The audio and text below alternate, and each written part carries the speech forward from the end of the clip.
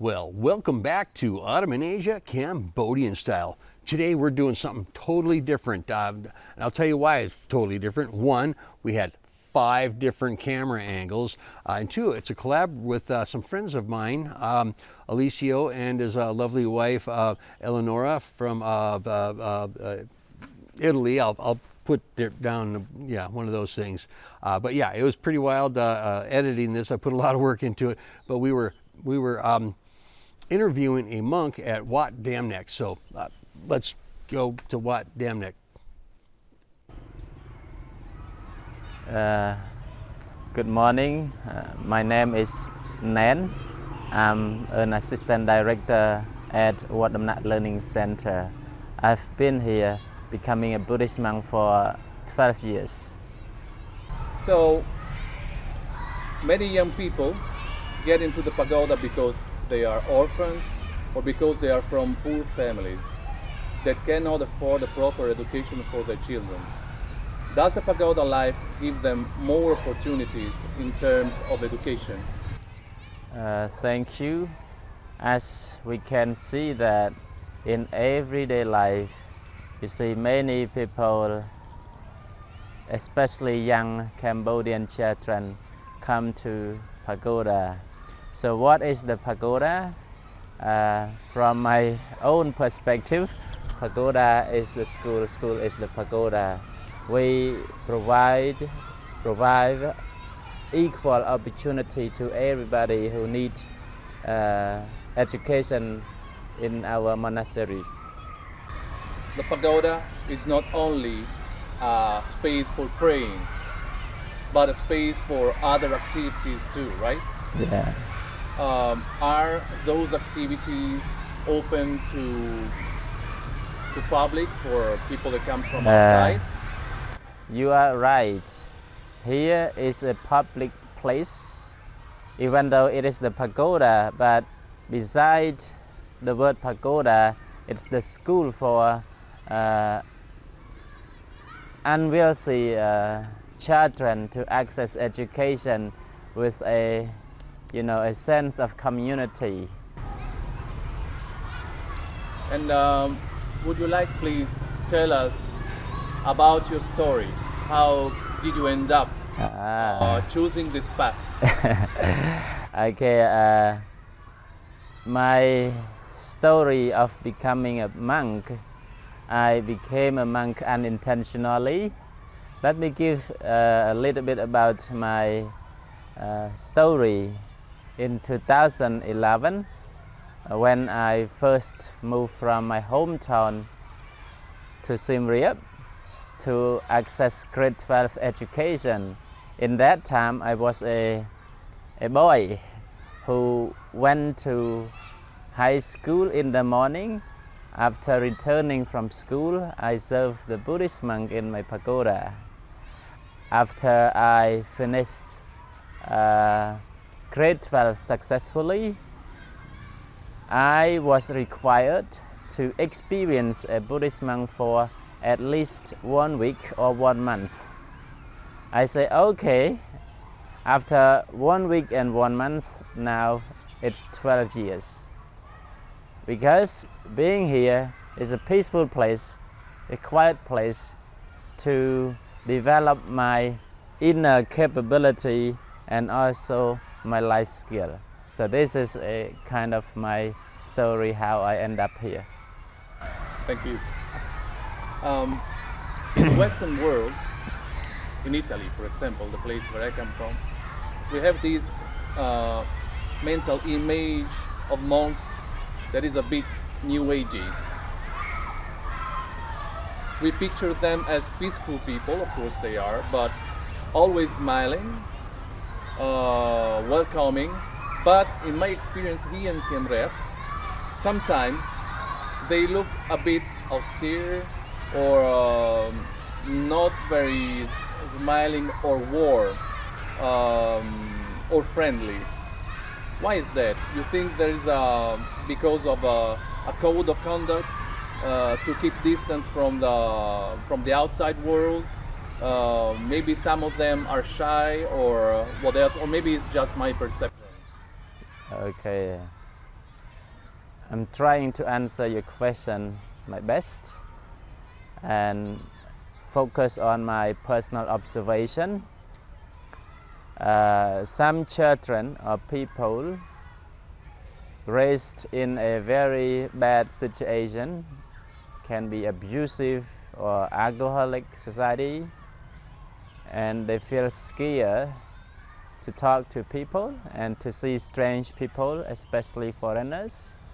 So this does not mean that because they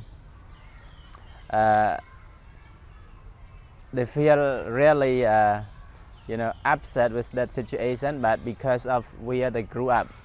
But some people, especially who live in the Buddhist community, which is away from alcoholic society, mostly they are very friendly and beautiful smile, because they feel a sense of energetic from inside when everybody sharing each other, taking care of each other in a community.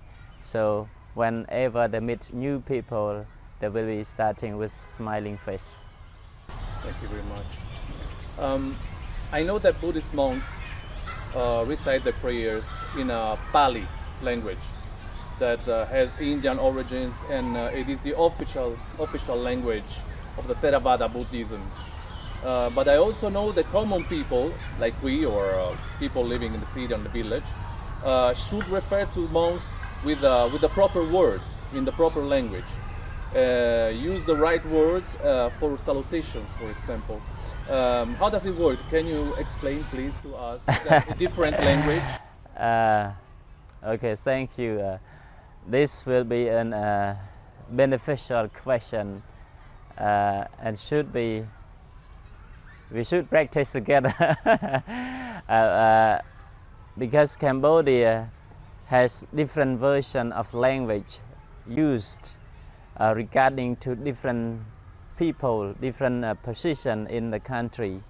We have the language for the king, language for the monk, language for ordinary people. So to be nicely to Cambodian people, it's a good idea if you can address different language to different people. But here I just talk to you about how to address a Buddhist monk. So whenever you see Buddhist monk, join your palm, put your palms in a lotus bud, it's like lotus flower, and raise it into your eyebrow levels and bow down a little bit. Your shoulder drop down a little bit. So and say Thwai Bangkum. So this is Thwai Bangkum, or you can address his name, for example, Thwai Bangkum Pradejikun Nen, that is my name. So this is a very polite way to Buddhist monk. But to ordinary people, you can say Chumriap Su. The same meaning but different word, different version of the word using to different people. I know that Buddhist monks have always played a central role in the lives of the village people or city people, a landmark for the whole community. Is nowadays still like that, or do you feel that something is changing with the progress of the modern Cambodia? Okay, this kind of a very tough question to me, but there must be two different perspectives. One is the way of living in the remote areas, and one is in the city. So in the city, the role of the Buddhist monk in the city still very active in terms of promoting our educational based religion based in Buddhism. We teach education, moral education to people, especially to students. For example, here over there was the primary school. It's the primary school in our pagoda, and the monks have 1 hour per week to teach Buddhist morality to students. So this is kind of connection between our Buddhist monks, Buddhist communities into our society.